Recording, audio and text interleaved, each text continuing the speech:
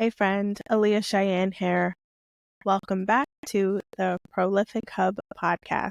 Okay, so we need to talk. I have been struggling with imposter syndrome lately. I know I'm not alone in this feeling and this battle. I've been questioning nearly a decade of experience and whether or not I'm good enough to be anyone's consultant. I've been questioning other creative projects that I'm working on, wondering if I write this thing, will anyone actually read it? Who's going to listen to me on this show? Who will want to be coached by me about anything? I have been processing so many things internally with my business coach, in therapy, with friends, family, and it's become abundantly clear that I absolutely need to stop downplaying myself and my accomplishments and what I bring to the table. And I know that's not just true for me. I'm pretty sure that if you've ever struggled with imposter syndrome, that is 1000% true for you too. I mean, when I think about the course of my own career through college and in graduating, I have led citywide and statewide policy campaigns, policies that stuck and had real tangible effects on people who needed them the most. I'm a writer. I write for myself creatively. I've written everything from blogs and articles to policy analysis for organizations. I've even written speeches and monologues for other people. I've organized small and large scale events and community engagements. Intuitively, I've always been the person that people come to for advice, for support, and always about various things. I've always been a very reflective and inward focused and introspective person. I've always been curious to learn more about human behavior and the way that we relate to one another. I've always had imagination. I've always been creative. Once upon a time, I loved to write poetry, and I was reminded of that recently in an astrological reading, that writing is a powerful tool for me. You know, this podcast is a creative outlet for me. I have other projects, creative projects that I'm working on that I'll be excited to share here in the near future. Creativity has always been in my bones and in my blood. I'm a planner. A lot of my birth chart is grounded in Earth and Capricorn energy. I create structures and systems for various things like no other. It's literally in my nature. So many of the modalities that I like and love confirm this for me. People in my life remind me of my own power when I'm in doubt. They help me to see my blind spots for good or for bad. I've been told multiple times by different people that I could be and I should be a motivational speaker. I am organized, I'm direct, I'm great at analysis and building systems, and so much more. I literally have no reason to feel like an imposter about anything. And yet, sometimes I do. Sometimes I really, really struggle with my relationship with the word expert and considering myself one.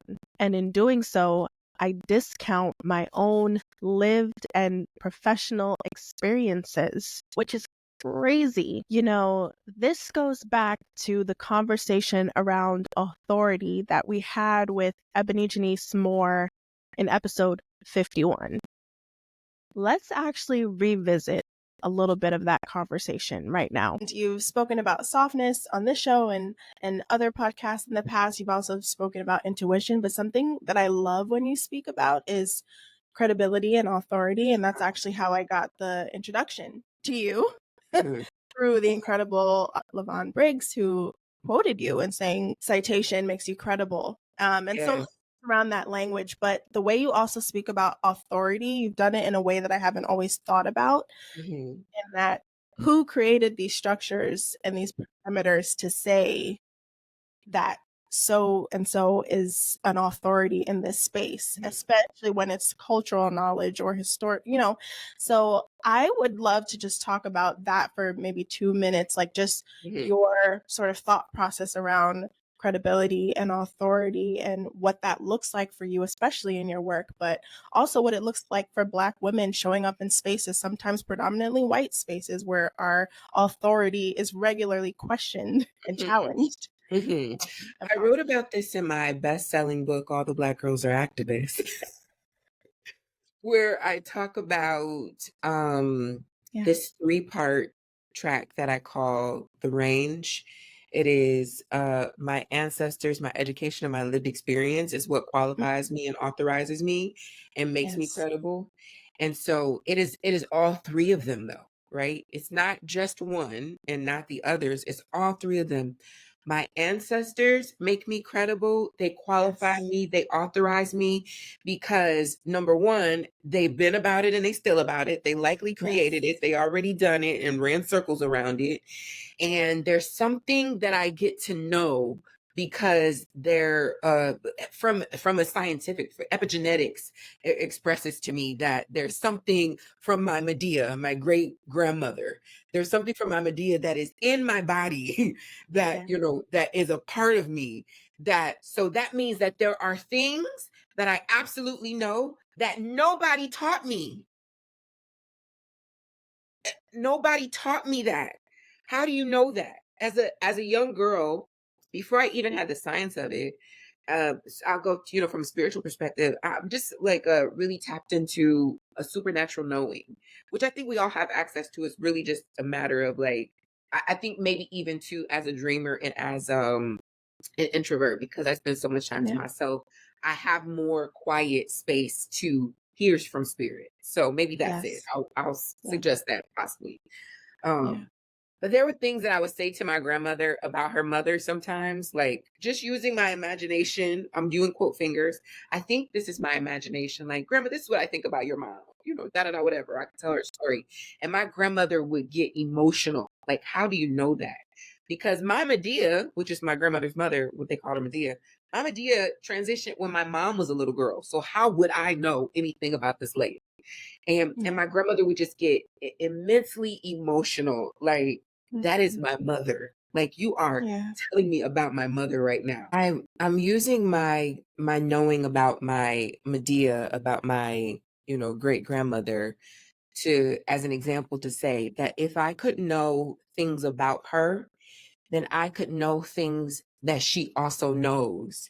And therefore, there's no one that can tell me that I'm not credible because I didn't study that thing in order to learn it, or I didn't go to some institution external from myself or my family or my genealogy, right, to know it, that I know it. So my ancestors authorized me, my education, which is formal and informal education, right, my education and my lived experiences. So there is just data that I'm collecting on a daily basis, right? There is a language that I speak, that there is a certain demographic of people that speak that language. It's called Black girl, right? and so our shared lived experience makes us credible, right? White institutions would say that it would more often than not, particularly from a cultural anthropological perspective, say that it is better to have someone outside of that group of people do the study and then produce the data. But usually the person outside of that group is a white man and or white man adjacent, right? It's not us that can say, even if we gave you access to our group, you still wouldn't be able to properly articulate what it is that we were saying, because there's still coded language in our body movement. There's still coded language in, in the way that we express ourselves, right? It's just still coded language. You could deeply initiate yourself and enmesh yourself as much as possible into this group, and you still wouldn't understand it. So therefore, the authority on this topic is me. Right? My lived experience makes me the authority. And I, in closing to that, I really come to that 3 parts of my ancestors, my education, my lived experience is what qualifies me and authorizes me, because there are times when there is no institution that has ever existed and or will ever exist that can prove to me that I don't know the thing that I just said I don't know. There's no one. And to say that I'm not credible because no one said I'm in charge of this information, I will certify you, authorize you, make you credible, is literally just white supremacist delusion, which is language of course that I got from Sonia Renee Taylor. It's just white supremacist delusion. And there's where I even lean into the language of authority, because I remember hearing my a pastor of his church I used to go to years ago. We were having a conversation about something that was going on in my life, and he said to me, like, with energy, who authorized you? And that voice comes up in my head so often when somebody's trying to say a Black woman ain't credible to do, or can't do this, or shouldn't have space for this. Who authorized you? Who put you in charge? Who agreed? Who said? Now, maybe somebody did, but it wasn't me. It wasn't this collective group of people who were being excluded from this conversation. We didn't agree. You know why we didn't agree? Because we never even had a vote.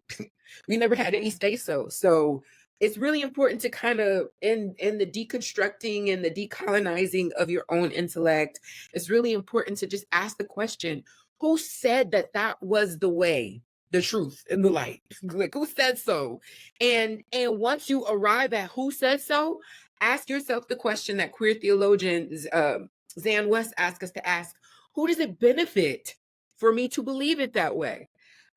Okay, who authorized you? Okay, I see who authorized you. Now, let's see, who does it benefit for you to be in charge? Who does it benefit for us to believe it the way that you say so? And if it doesn't benefit the least of these, then ain't nobody well. So in that, how much more could we really be walking into our authority if we understood that it's hella people out here saying they in charge of some stuff that none of us, given the chance to really think this through, we ended where we started. Giving the chance to think a thought through. Yes. None of us would agree that you're really in charge. Yes. None of us would agree. So therefore, there has to be some other track, some other mechanism through which I get to filter my authority. And I will do that in a holistic way through my ancestors, my education, my lived experience. Those things are what make me credible. And I dare you to tell me I'm not, because you don't know my grandmother. You don't know her mother. You can't tell me that I know that factually. How can you tell me I don't know that? I'm doing, right. So there has to be theory, ethic, and practice. So the ethic, my code of conduct is that I would be in integrity, and I won't cause harm to anyone with information. I won't just make up something and say, this was revealed to me, right? But there are some things I know that there's the only way that I can know it is spirit. And so spirit got to be a credible source to cite then. And that's just that on that food. Yes, I love that. Oh my God, that's so good. I share all this to say that sometimes we struggle with imposter syndrome. This capitalist society is great at breaking down our self-worth and making us feel like we're not good enough or smart enough or capable enough.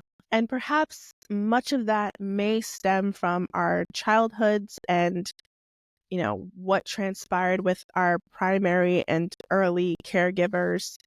But I think we also always have to remember the societal and environmental structures that are at play. We have to consider the totality of that impact on us as groups of people and as individuals. Our job is to see through all of that and clear the noise. If you are an expert at something because you studied it or because you have professional or lived experience in something, take that and run with it. Don't you ever sell yourself short. And don't you ever play yourself. Kiss imposter syndrome goodbye. And if or when that rears its ugly head again, tell it absolutely not. Not on my watch. Not on my watch will you disrespect another woman. Not on my watch. Because if you do it to her, you do it to me. And you don't have permission to disrespect me Are we clear? We are clear. Thank you.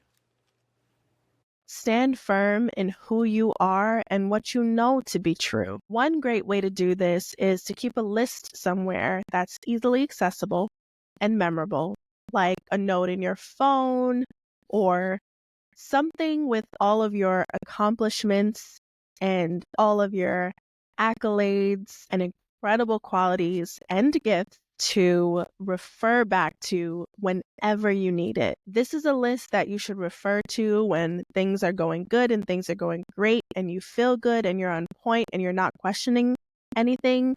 But this list is especially and particularly important for when you're having moments of doubt and for when imposter syndrome rears that ugly head. Revisit it as many times as you need to when you're feeling good, and especially when imposter syndrome shows up. Remind yourself that you are it, period. Now, if there is an area that you feel insecure about, look into what resources can support you.